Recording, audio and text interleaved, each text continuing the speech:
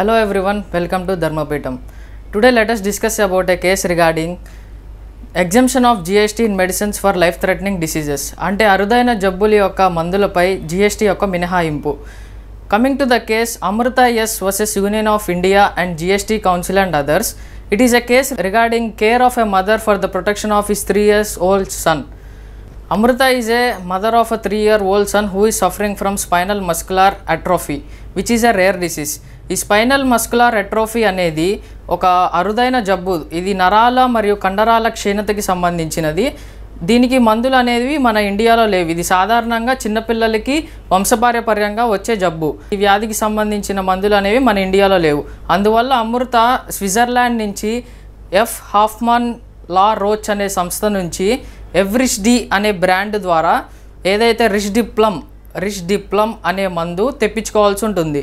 ఈ మందు ధర ఒక 12% GSTతో కలిపి అక్షరాల 6,07,000 రూపాయలు.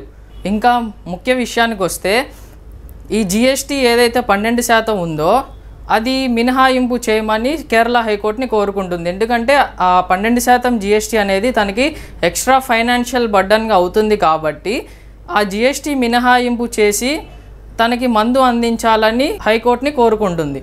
మరియు ఎర్నాకుళంకి సంబంధించిన ABS కెమిస్ట్ అండ్ డ్రగ్గిస్ట్ సంస్థ ఏదైతే ఉందో ఆ సంస్థని ఆ మందు ఇంపోర్ట్ చేసుకొని తనకి అందించాల్సిందిగా కోరుకుంటుంది.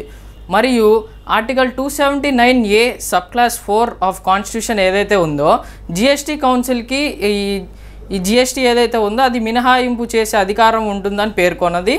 మరియు సర్క్యులర్ నెంబర్ 09/2014 ఏదైతే ఉందో మన కేంద్ర ఆర్థిక మంత్రికి ఇట్లాంటి ప్రమాదం మరియు అరుదైన జబ్బులకి ఏదైతే మందులు ఉన్నాయో అది వేరే దేశాల నుంచి ఇంపోర్ట్ చేసుకునేటప్పుడు అతనికి ఈ మినహాయింపు చేసే హక్కు ఉంటుందని పేర్కొంది.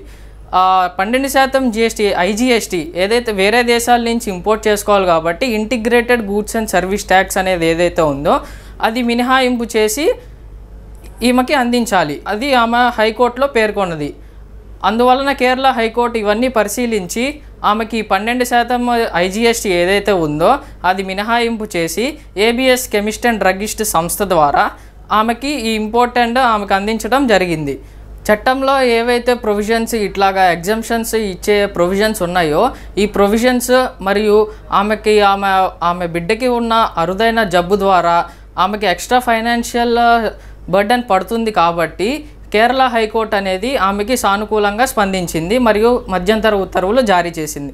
ఇలాగా మీకైనా ఎవరికైనా కానీ ఇట్లాంటి అరుదైన జబ్బు ఉన్నప్పుడు దానికి సంబంధించిన మందులు ఇతర దేశాల నుంచి ఇంపోర్ట్ చేసుకునేటప్పుడు మన కేంద్ర మంత్రికి ఆ GSTని ఎగ్జామ్ చేసే అధికారం అనేది ఉంటుంది. కావున అందరూ అది ఉపయోగించుకోవచ్చు.